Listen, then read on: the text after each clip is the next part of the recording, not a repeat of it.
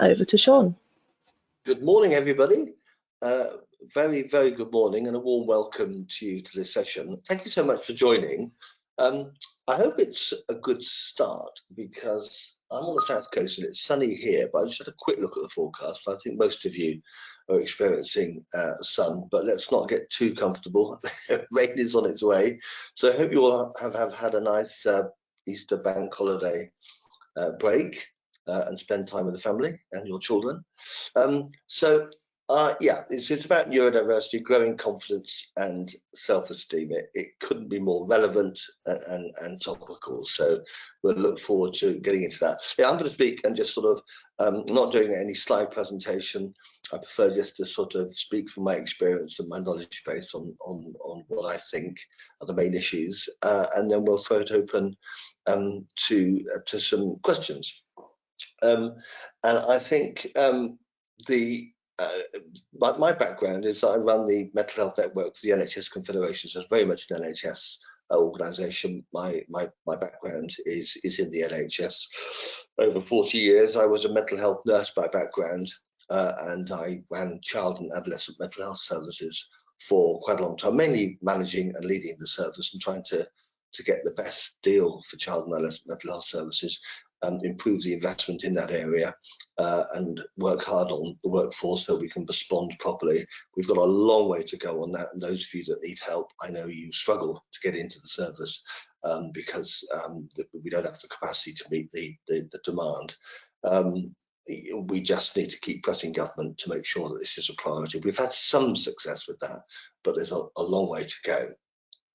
I do have 5 grandchildren. I have personal experiences, obviously bringing children up. I've got 5 grandchildren, 2 of which are autistic on the autistic spectrum, and I have a grandchild from my daughter who has cerebral palsy and some challenges in life. She's 6 years of age, and the issue around self-esteem and confidence there is a challenge that we're very alert to because of her physical and psychological issues related to her cerebral palsy. So it's something that I've got a lot of sort of personal experience as well.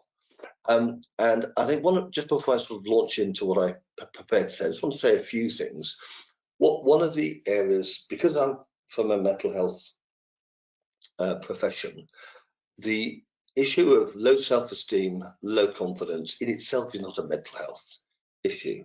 However, if low self-esteem, low confidence continues and is significant, it is quite often interrelated to mental health problems, usually anxiety, depression, and they are interrelated. So if you've got, or your child has got anxiety, significant anxiety, or depression, very significant depression, very likely to have low self-esteem, low confidence.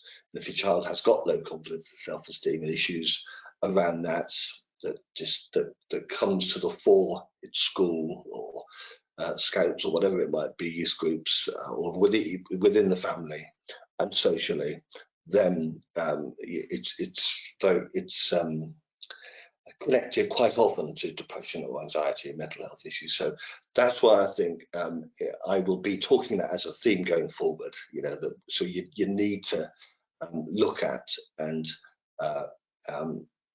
try very hard to keep a good mental health situation. I'm just going to get the screen back.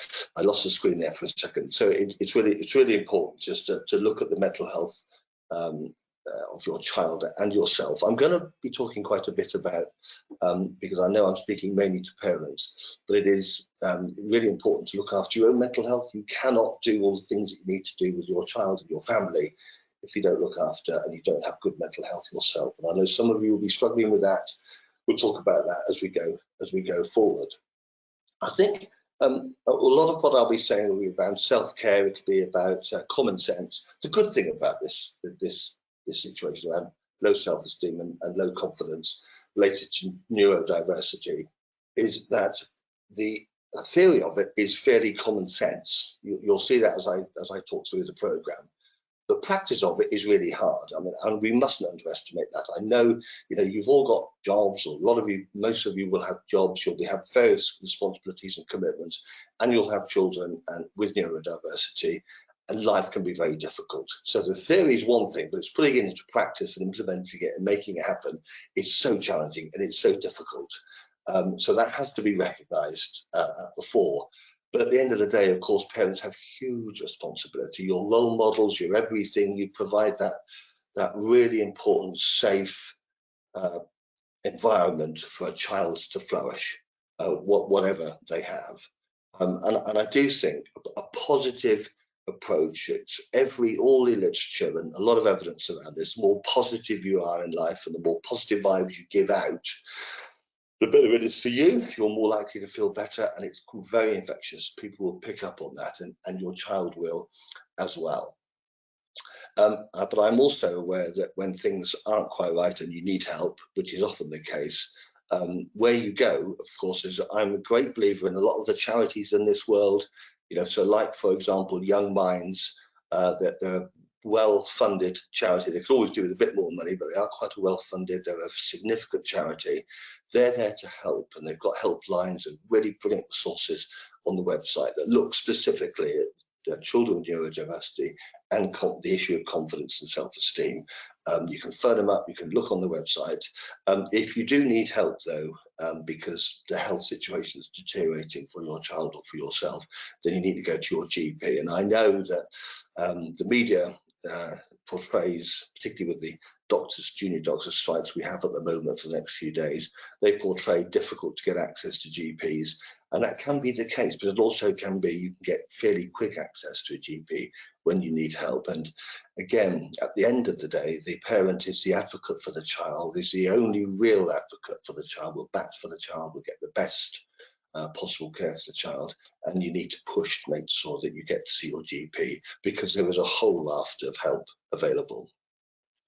And the GP will know that. What we're trying to do at government level is to ensure that general practitioners and primary care are much more geared up to respond to mental health and the needs of neurodiverse children as we go forward. It's true to say, and it's very encouraging to say, that we've tackled stigma significantly. So for children with neurodiversity and mental health issues, you still will probably come across stigma. And it's very negative. Stigma, there was no place for it. We had to deal with that. We've made really significant progress. It's fine to talk about mental health issues.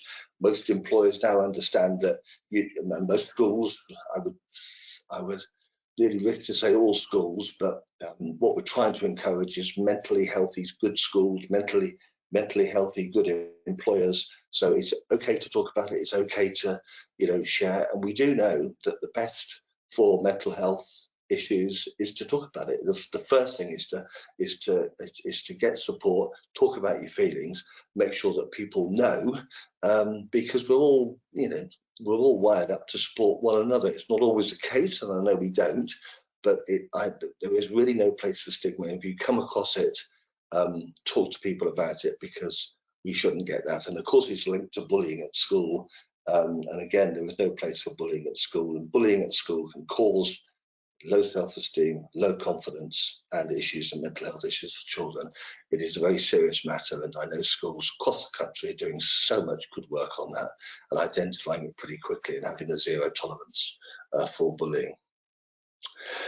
We now know that the mind and body are so well connected. So for good mental health, for better status for people with children with neurodiversity, the importance of physical care is massive.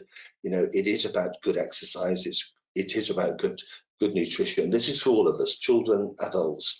It is about having time just to sort of relax and come away from the stresses of life. It really is important to do that.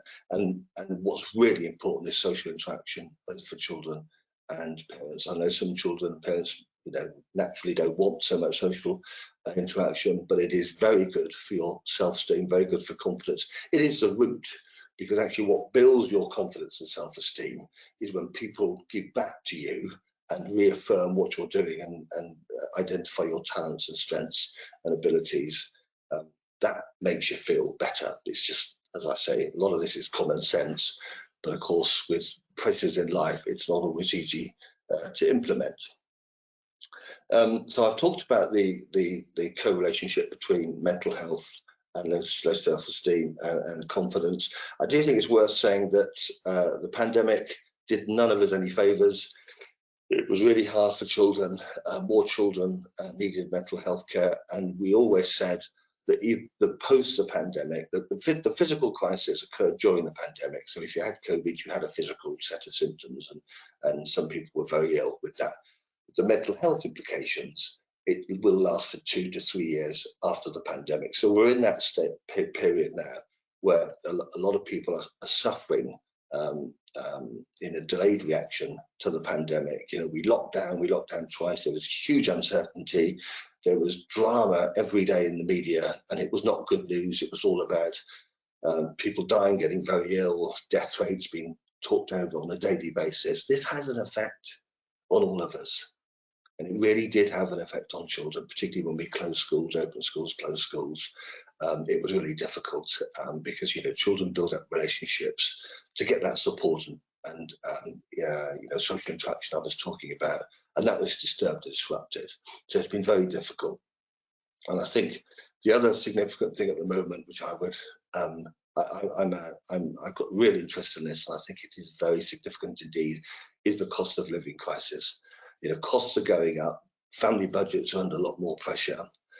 There's absolutely clear cuts into relationship correlation between depression or anxiety, mental health problems, and debt when money's tight, and we're seeing it now a lot. The reason why I mention this is this has effects on you as parents, to have an effect on your children, and I know we're all trying to manage that. There is a lot of help available. I think that there's money and mental health. If you just Google money and mental health, it's part of an organisation called Mental Health Research UK, and they're really good at providing up-to-date good information about how you can, the relationship between mental health and debt, what you can do about it, what you need to do with both things, managing the debt and your mental health issues. Money and mental health advice is on money and mental health. It's a really good link. I should be talking about a number of organisations that I go through, and we'll be sending you out the links to those after the webinar. So I think what we probably want to do is just remind ourselves of neurodiversity and the link between neurodiversity and mental health. And neurodiversity recognises all people as unique individuals with different talents, abilities, and strengths and thought processes. By embracing these differences, neurodiverse individuals can improve their self-esteem and confidence and self-efficacy, which in turn enhances society as a whole. I think that's a really, really useful description of neurodiversity, because what we're saying is that all your children with neurodiversity are really special, have talents and abilities, and there's so many positives and strengths to it. We can't not accept that, of course, there are challenges and difficulties, and that's why we have the term neurodiversity. That's why we have the term autism. There's going to be challenges and difficulties, but rather than just concentrating on those, it is about the abilities and strengths. And we know there's so much evidence that we know that people with autism, for example, tend to be really quite talented, or can be very talented in the musical scene. That wonderful reality TV program recently called The Piano was testament to that. And there are so many strengths on that. Self-efficacy, by the way, so what that definition was talking about was improves self-esteem, confidence, and self-efficacy. And self-efficacy is a belief in yourself for the goals that you want to achieve. So it might be that a child struggles with believing themselves, and that's linked to low self-esteem and poor confidence, level of confidence.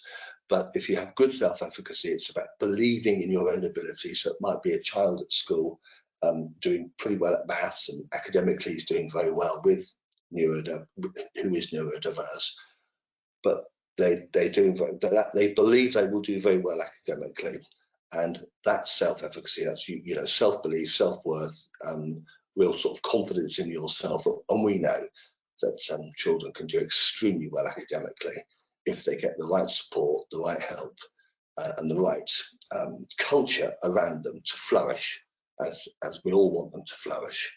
So neurodiversity recognises people as unique individuals with different strengths, talents, and abilities, and I think that's really important. I think one of the ways that I can bring this to life as an example is that Harvard Business School and an organisation called CIPD, which is an organisation, the umbrella organisation for HR directors across public sector industry, they're now very alert to the advantages of the workforce, including neurodiversity, with people with special skills and abilities that can really enhance the organisation, do really well in the organisation.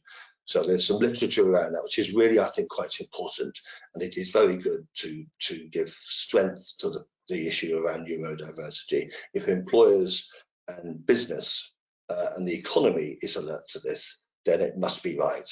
And it's good to see that that's the case, and I for one will be wanting to encourage that going forward. So what's some practical tips for ways to build self-esteem and confidence with children with ADHD and autism?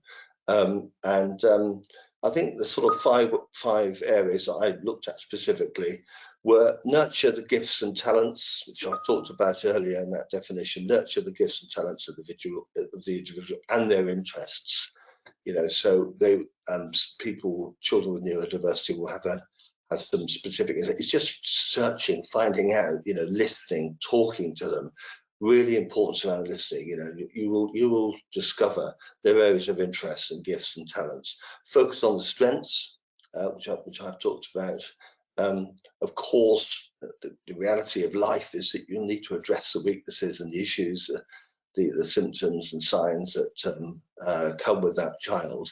But it is around focusing on the strengths, because that will develop the confidence and self-esteem of the individual, which is so important. Provide opportunity for successes.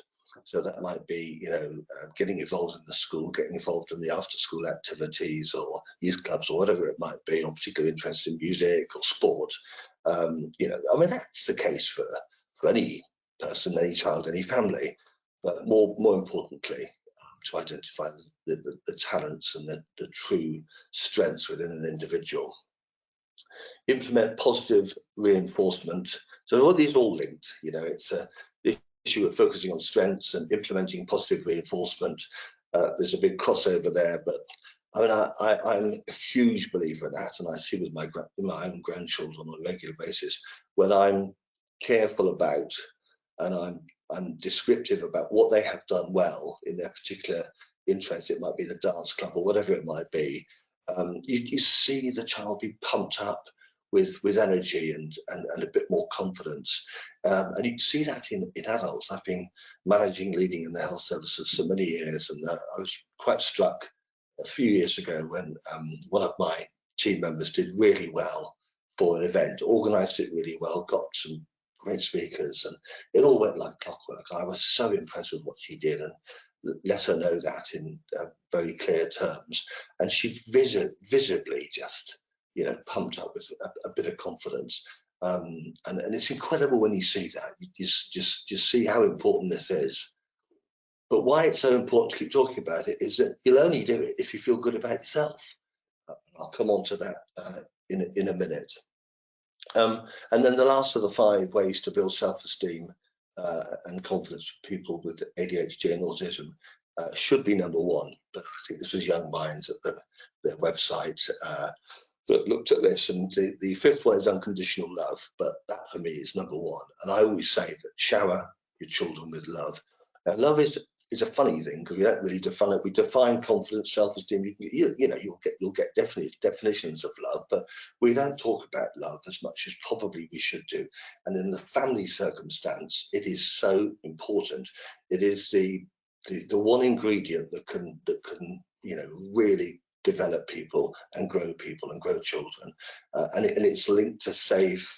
It's linked to growth of your personality and character. it's linked to confidence and self-esteem. If you have surround the child with love, that's why there's a real role for uncles, aunties, friends, and grandparents. And I see again in my own circumstance, I see a very loving family wrapped around the children, and how important that is. They'll deal better with the challenges at school, the challenges in life, when they go out into the big wide world. So unconditional love. Young Minds have a guide on the website for parents around self-esteem. It's how to pick up the signs of self-esteem and the signs of low self-esteem. There's a lot of this, you'll know, of course, that signs of good self-esteem that you would pick up in a child is positive image of themselves, you know, good positive image of themselves, which is what we all want, is to be confident, you know, because confidence is linked to self-esteem. They probably would make friends a little bit more easily, and would maintain friendship relations a bit more easily. But of course, children, as we know, fall in and out of their friend groups, and that can cause all sorts. When they fall out, you know, it can cause all sorts. And we just need to be alert to that and listen and have empathy and talk in a very, very, you know, just all the advice is to try and take some time aside for your children. Quality time just to listen, and I know it's difficult, so the tips are around about sort of at least get together over dinner, restrict the amount of social media, use of gaming and devices, so you can actually sit and talk to your children. Again, it's very easy to talk about the theory, but I know it's difficult. You know, we're all busy. Definitely check our emails in the evening as well. But it is important. A child might play in groups on their own. You know, if they've got a good level of self-esteem, they'll try to solve problems or get help themselves rather than not do that. They would be proud of their achievement. It would be a sign of higher self-esteem. If you're proud of your child is proud of their achievements, and commit mistakes and learn. You know, that's actually really important. So we can help child develop skills for identifying when they've made a mistake and learn by it. You know, and really important in the area of neurodiversity as well is learn by experiences, learn by mistakes. Mind you, don't we all need that really? Try new things and adapt to change. It'll be easier. I've got a child with high self-esteem.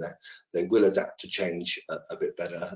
We all struggle with that, and children will struggle with changing schools, etc. And of course, it's natural and normal. But I think if you've got a good level of self-esteem, it will be less of a challenge. And the signs of low self-esteem is probably the opposite of that. So negative image of yourself. The child will have a negative image of themselves, and it's sad, isn't it? You know, you want to do something about that, and we can, of course, help. The lack confidence, harder to make friends. Sometimes we'll feel victimized and feel lonely and a bit isolated. They'll probably avoid new things and not like change quite so much. And can't deal with failure, put themselves down, say things like I'm stupid, I'm useless, that sort of stuff, and not proud of their achievements. And I think if you've got these sides, you've got to pick it up. You've got to pick it up. And as I said right at the beginning, having low self-esteem and confidence, I mean, it can be transient, it can be very temporary, related to some pressures. We all get it. We all get lack of confidence, you know, when we've got some real challenges in life. If it's a temporary and it moves on, that's okay. If it's not and it continues, that's when we need to do something about it. How can parents help? What sort of top tips for parents help with this? Well, number one is show them love, which I was saying earlier. That is, and you know, again, when you're really stressed and up against it yourself, with the aftermath of the pandemic, with the cost of living crisis, various challenges that life has a habit of putting our way, it can be a bit more difficult. But let them know you value effort rather than perfection. That is really quite important. I happen to be quite a sort of competitive individual with sport, but and actually sometimes it just puts too much pressure on people. It is about taking part. It's about the effort that you put into things. We should really value that. Encourage new challenges, make plans, and celebrate successes linked to praise and affirmation of an individual's achievements. Encourage to voice and have ideas and opinions themselves. That's really important. However, whatever you might think of the voices of opinions, but listen. Really importance of listening. Set an example, role model. Well, it is so true. You know, your child, your family, teachers at school, employers, people will hang on to your every word. You are a role model, and we just got to know that. So what you do, how you behave, has a direct result on it. So what we've been talking about, the more you can display that, the better it is for your child and the person that we've got in mind. Ask about things they find rewarding and enjoy. So concentrate on the positive. Acknowledge feelings and express in words. It's very difficult for people sometimes to acknowledge their feelings, and you have diverse children too. But it's a process of talking and listening to identify feelings, and whatever that feeling might be, we've got to accept it and work with it. Help discover themselves and talents. It's not.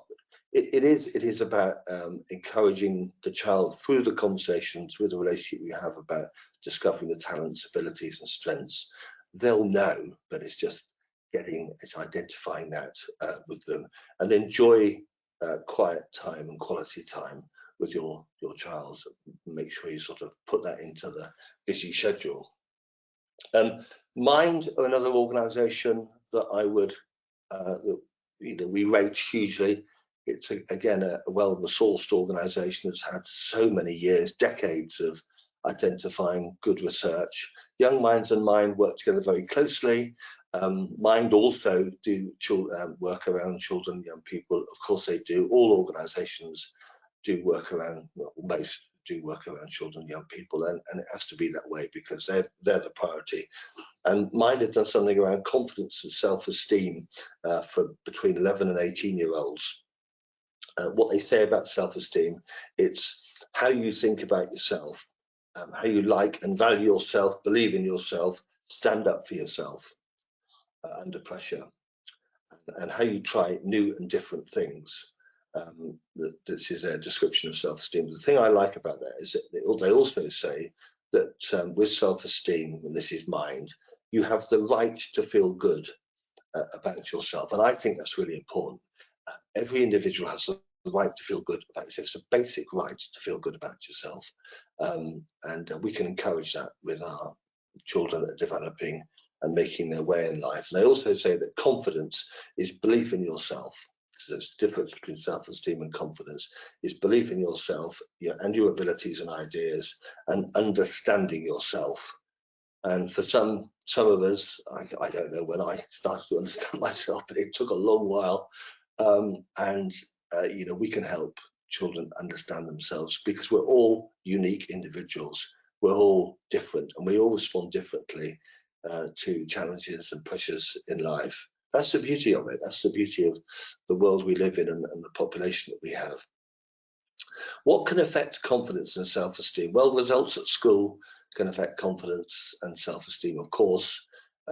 Social media, adverts, there's a whole area worth it. We have various podcasts on cyberbullying and social media, and the positive and negative effects of social media and what you can do about that. It's a really important. It's a whole. If you go onto Young Minds and Minds, and there's an organisation called Place to Be, who are a charity, mental health charity for children in schools. They're fantastic, and they will have an awful lot around. Which I think we should all know a little bit about. It's the importance of regulating, controlling, and being part of the young child with their social media, and how we can role model, and how we can help them get the best out of social media and not come across the really negative effects that can be significantly negative. So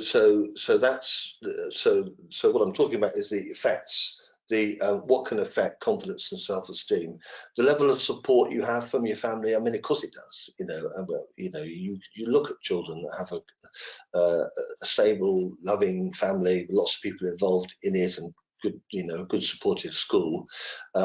It links to self-esteem and confidence, but of course that is not the case in a lot of areas at all, and we all know why, because we're all different family setups, different income brackets, and challenges in life with unemployment or whatever it might be, health reasons. That these are the challenges that are real, that we need to take into consideration.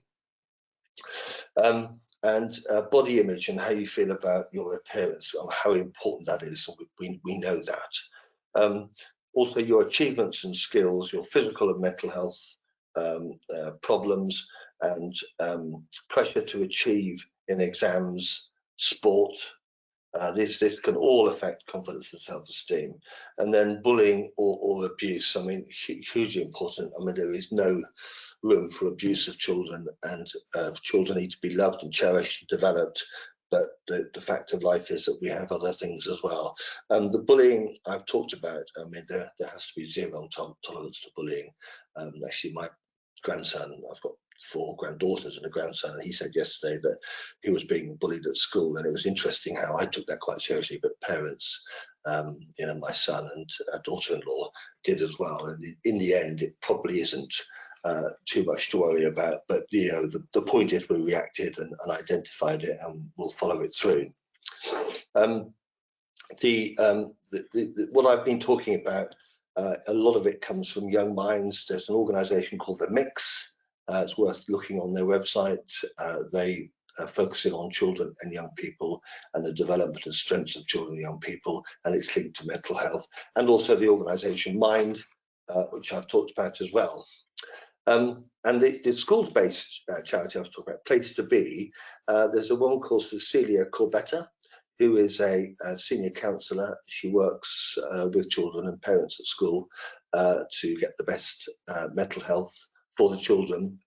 And she says 5 areas that she feels really important around this issue of self-esteem and confidence is to celebrate child's strengths and differences, which we've talked about, open conversation about feelings, be a good role model. So some of this is duplication, but it's worth repeating it. Help your child come up with the strategies to cope with life. Help your child to come up with strategies to cope with challenges in life, and ask questions like, how could you respond? What help might you need? This is really important, because it's talking and getting the child to come up with some of the answers themselves. It's very easy. We all fall into, I do and have done all my life. You want to fix the problems for your child and get in there, take control of it. Sometimes there is the need to do that, of course. Go into the school, sort out the problem, but bring the child with you, and sometimes the child can get and work on the answers themselves if we can be the role model, be the listener, and do all the work and the support. Let them experience feelings fully. Make yourself available, have time with your child, but let them experience the feelings fully. Really important. I've said that before in another way. And make yourself available to listen. Sometimes when you listen, you just have to block out everything else, not get distracted, and have that time.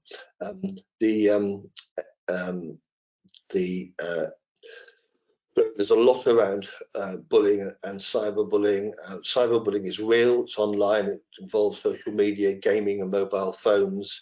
For example, abusive texts, embarrassing images, trolling, upsetting messages on social media. Now, children, are subjected to this quite a bit, and we just need to help them with that. There is a lot of information about that. The NHS website is fantastic. Child Mental Health NHS take you in. They recommend various charities and organisations, but the ones I've said that they will recommend. They're really important. And I think I'm just going to finish up on the importance of looking after your own mental health. I mean, it really, really is important. And people now, you know, I think people are now coming to the conclusion that we all try to look after our physical health because we have to and we should.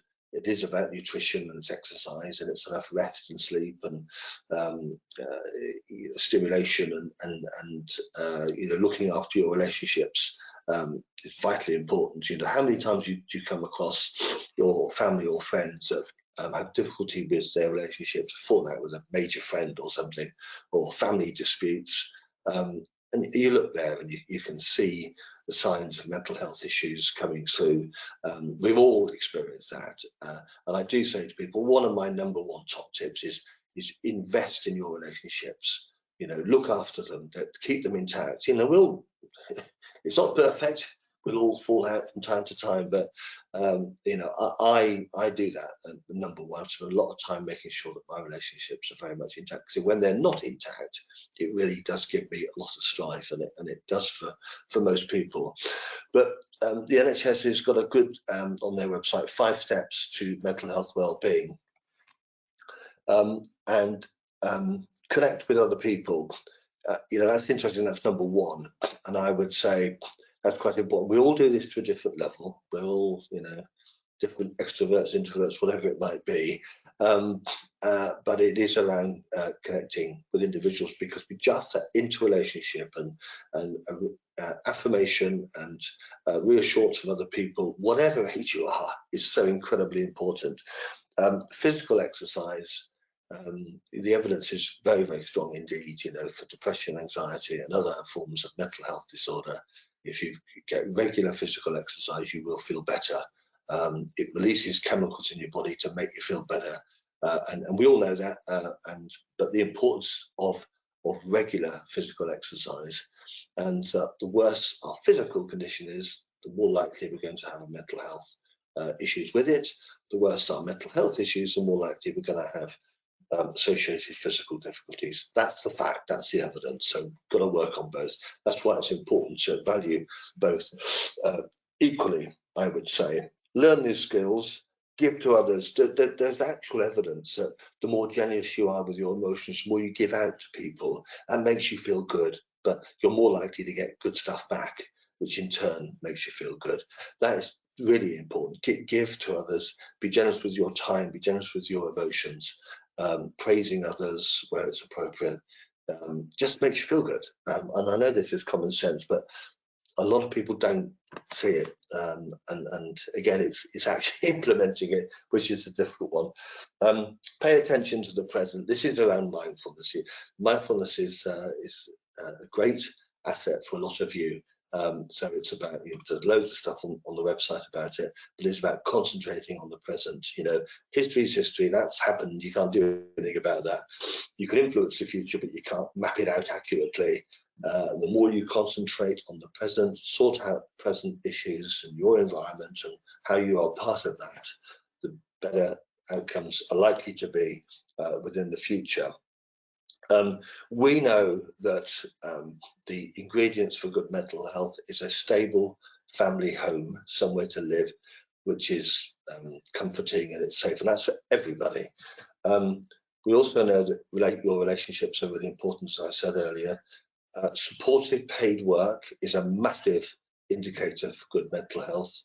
So people have challenges when they're out of work and you know, or real difficulties at work. That can be very challenging, but we do know that a good criteria for good mental health is supportive paid work. And I say pay because of this issue of managing debt, not going into debt, and trying to work within your family budget, which at the moment is extremely difficult and very challenging. And then finally, the importance of sleep and rest. There is masses of evidence that if you have prolonged disturbed sleep, you're much more likely to have a mental health issue. It's not good for your mental health well-being. Poor sleep, work on that. Try to get a good, and of course, the more you eat well, you do things like you have social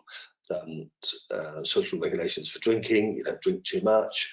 Stay away from recreational drugs. and your stimulation of caffeine and stuff like that at night. There's so much we can do about getting good night's sleep, but also the physical exercise during the day is really quite important. If you have problems with sleeping, again, there's a lot of stuff on the website, but there are sleep clinics for those that get really extreme difficulties. But I would say sort it, because we all have from time to time difficulties sleeping, but if it's prolonged, it really is just difficult. It's really quite difficult to function in life, and there is help out there. And again, the GP should be the first port of call for things that don't get put right after a while.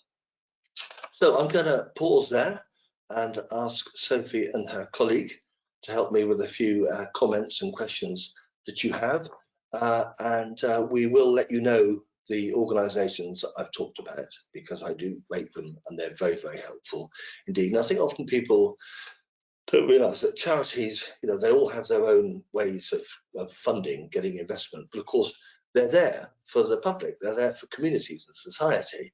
So you've got a charity for everything, so just take, for example, dementia charities. They're there to help families with dementia, and you'll speak to anybody that's got somebody within the family with dementia. They'll all talk about the help they got from the Parkinson's Society or Age UK or whatever it might be, and they are there for us. And it's their responsibility to make sure that they're funded and they've got the right investment in place to provide the service to local communities.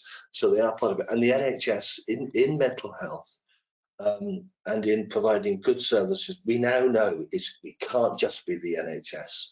You often think that that's what the media are trying to tell us, but it's not true. A lot of good mental health and good physical health is way before we see the GP, way before we see any specialists. It's looking after yourself. It's creating a good, safe living environment for yourself to flourish. And then, of course, you prevent a lot of diseases, both physical and mental health, as we go along in our lives. So, Sophie, how are we doing for questions? Yeah, so thanks, Sean. That was a really great presentation, some really useful advice and strategies. We've had quite a few questions come through, so we'll just try and get through as many as possible. This first one says, you mentioned developing positive self-esteem, allowing children to engage in what they enjoy. What happens if this is isolating them in their room, thinking about being on their computer or on the internet? What advice would you have to get them out of their room? Yeah, and that's the reality, isn't it? You come across that all the time.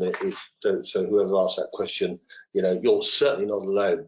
And I suppose it is about a way when they're not in their room on their gaming, when you've got a bit of quality time with them, it's really trying to get underneath what they would like to do, what other activities they would like to do. Have a little think yourself before the conversation, so you can bring in some ideas and brace yourself.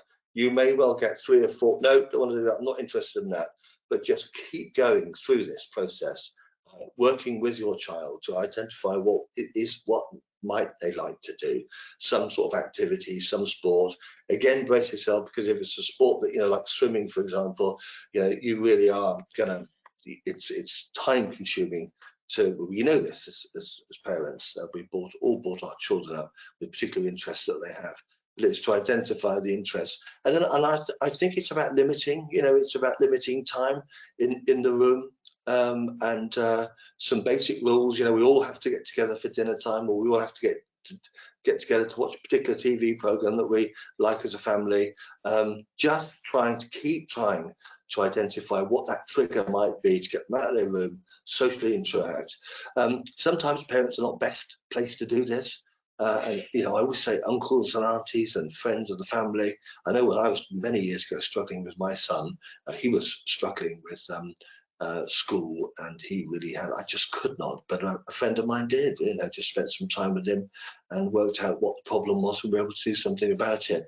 So it's not all, you will feel ultimately responsible. You will want to fix it. Use other people as well. It's so important, and you'll be used by your family members and friends to help with their children as well. I see my daughter very good relationships with their parents at school, and they really invest in those relationships, see each other a bit socially, but they invest time. And what you see there is other parents helping children from different families. I mean, that's really encouraging. It has to be really encouraged. So it's multifaceted. It's not easy. I'm not a great believer in, the stick doesn't. It very rarely works. I mean, I don't mean stick in the literal way. I mean, getting too controlling. It very rarely works. Sometimes there's obviously you've got set limits and parameters for your child.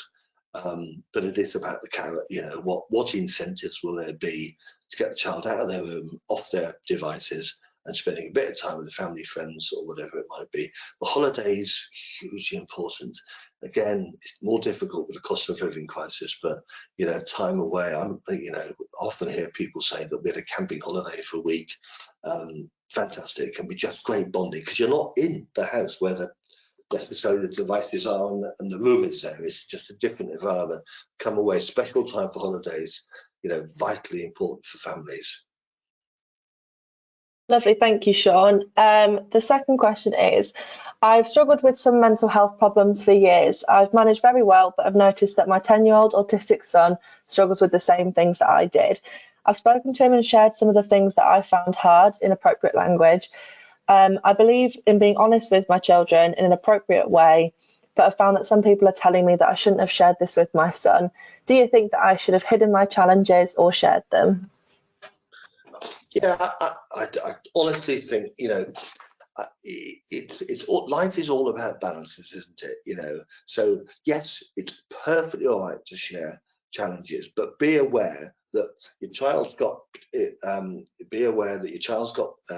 issues themselves, challenges themselves, and of course there's love in the family, and the child's reaction to parents having challenges can accumulate with how they're feeling. So that strives that balance, but there's absolutely no problem with talking about feelings, experience you've had in the past.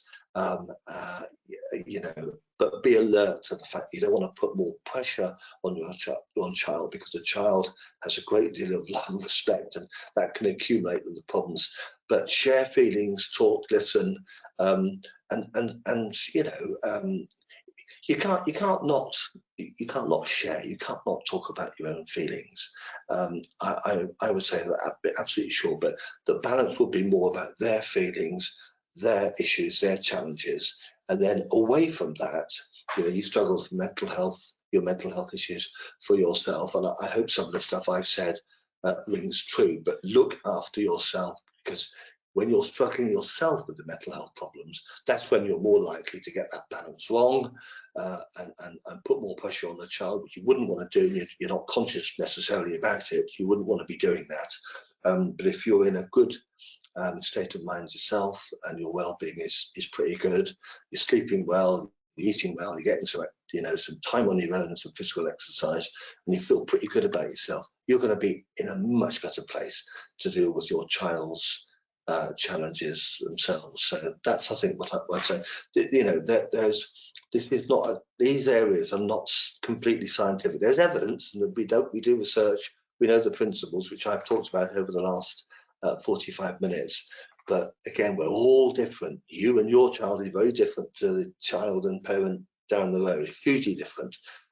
So it's about trying these things, just getting that balance right. Sometimes, say a bit more about your feelings and challenges. You'll know whether that's causing your child more difficulties or not, or whether actually he's respecting that, and as a result of it, is more inclined to do something himself and have a more of a conversation going forward. These are the things. These are the complexities of it. And good luck. Good luck. Lovely, thank you, Sean. The next question is, in the home, we build our son up all the time, but when he's unable to pass exams, which society judges us all on, unfortunately, then his self-esteem is negatively impacted. How can I overcome society's messaging, relatives' comments, future employment expectations, and so on? Because no matter how self-confident he is, he simply doesn't pass the tests and exams and ends up feeling rubbish about himself. Oh, I know. That's what I'm saying. This is the reality of it. It is about it is about the effort. You know, it sounds like your child is putting a lot of effort into it and trying really hard with the exams, just not going his way. And I would say a number of things. One is that your child will feel the sense of failure, and it'll have effect on self-esteem. So it's about addressing that, balance, giving the balance there. So it's about praising the efforts. It's to identify, away from the exam results, the other good things, the other achievements, the talents, abilities, strengths. That's what this is all about. You know, the neurodiversity term is all about, and not concentrate just on the exam results. Yes, we'd like the exam results to be good, but they won't always be good. And I also think, you know, within your family, friends, within celebrities and others, you know, there are so many examples of where people haven't done particularly well on exams. I certainly didn't, and very successful in life. And those people have turned out to be very successful in life and doing really well. That's really encouraging for children to see, because it isn't all about, we don't all achieve really well academically at all.